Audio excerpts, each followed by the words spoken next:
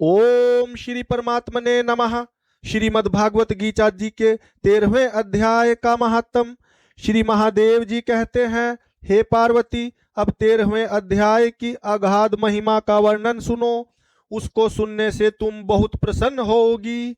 दक्षिण दिशा में तुंगभद्रा नाम की एक बहुत बड़ी नदी है। उसके किनारे हरिहरपुर नामक रमणीय नगर बसा हुआ है।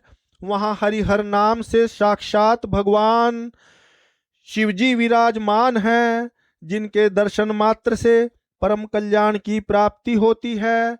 हरिहरपुर में हरि दीक्षित नामक एक क्षोत्रिय ब्राह्मण रहते थे, जो तपस्या और स्वाध्याय में संलग्न तथा वेदों के पारगामी विद्वान थे। उनके एक स्त्री थी, जिसे लोग दुराचारा कहकर पुकारते थे। इस नाम के अनुसार ही उसके कर्म भी थे। वह सदा पति को कुवाच्य कहती थी। उसने कभी भी उनके साथ शयन नहीं किया। पति से संबंध रखने वाले जितने लोग घर पर आते, उन सबको डांट बताती और स्वयं कामोन्नत होकर निरंतर व्यभिचारियों के साथ रमण किया करती थी। एक दिन नगर को इधर उधर आते जाते हुए पुरवासियों से भरा देख उसने निर्जन एवं दुर्गम वन में अपने लिए संकेत स्थान बना लिया।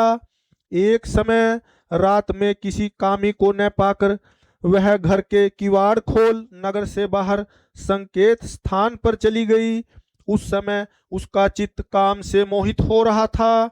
वह एक एक कुंज में तथा प्रत्येक वृक्ष के नीचे जा जाकर किसी प्रीतम की खोज करने लगी, किंतु उन सभी स्थानों पर उसका परिश्रम व्यर्थ गया। जो प्रीतम का दर्शन नहीं हुआ, तब वह उस वन में नाना प्रकार की बातें कहकर विलाप करने लगी। चारों दिशाओं में घूम घूम कर वियोग जनित विलाप करती हुई उस स्त्री की आवाज सुनकर कोई सोया हुआ बाघ जाग उठा और उछलकर उस स्थान पर पहुंचा जहां वह रो रही थी। उधर वह भी उसे आते देखकर किसी प्रेमी की आकांक्षा से उसके सामने खड़ी होने के लिए ओट से बाहर निकल आई। उस समय व्याघ्र ने आकर उसे नख रूपी बाणों से प्रहार से पृथ्वी पर गिरा दिया। इस अवस्था में भी वह कठोर वाणी में चिल्लाती हुई पूछ बैठी, अरे भाग, तू किस लिए मुझे मारने को यहाँ आया है? पहले इन सारी बातों को बता दे, फिर मुझे मारना। उसकी यह बात सुनकर प्रचंड पराक्रमी व्याघ्र क्षण भर के लिए उसे अपना ग्रास बनाने से रुक गया और हंसता हुआ सा बोला, दक्षिण देश में मलापहा नामक एक नदी है। उसके तट पर मुनिपर्णा नगरी बसी हुई है। वहां पंचलिंग नाम से प्रसिद्ध साक्षात भगवान शंकर निवास करते हैं। उसी नगरी में मैं ब्राह्मण कुमार होकर रहता था। नदी के किनारे अकेला बैठा रहता और जो यज्ञ के अधिकारी नहीं हैं, उन लोगों से भी यज्ञ कराकर उनका अन्न खाया करता था। इतना ही नहीं, धन के लोभ से मैं सदा अपने वेद पाठन के फल को भी बेचा करता था। मेरा लोभ यहाँ तक बढ़ गया था कि अन्य भिक्षुओं को गालियां देकर हटा देता और स्वयं दूसरों को नहीं देने योग्य धन भी बिना दिए ही हमेशा ले लिया करता था। ऋण लेने के बहाने मैं सब लोगों को छला करता था। तदंतर कुछ काल व्यतीत होने पर मैं बूढ़ा हुआ। मेरे बाल सफेद हो गए, आंखों से सूझता न था और मुंह के सारे दांत गिर गए। इतने पर भी मेरी दान लेने की आदत नहीं छूटी।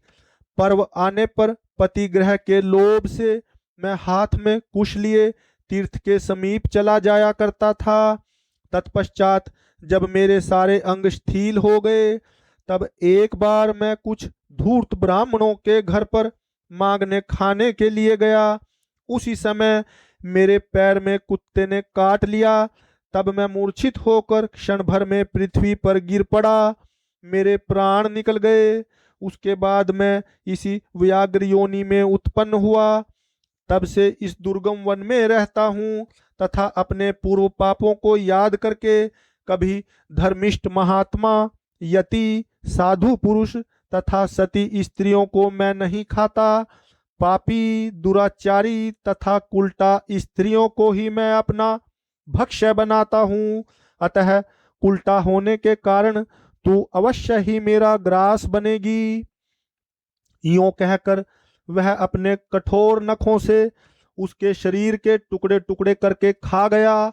इसके बाद यमराज के दूत उस पापिनी को संयमनी पुरी में ले गए।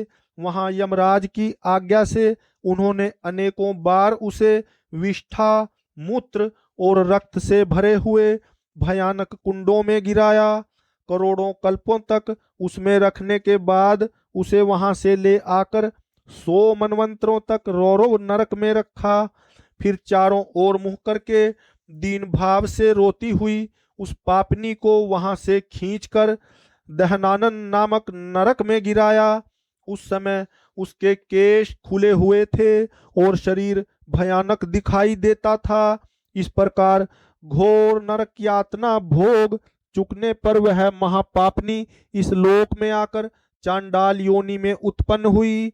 चांडाल के घर में भी प्रतिदिन बढ़ती हुई वह पूर्व जन्म के अभ्यास से पूर्ववत पापों में प्रवृत्त रही।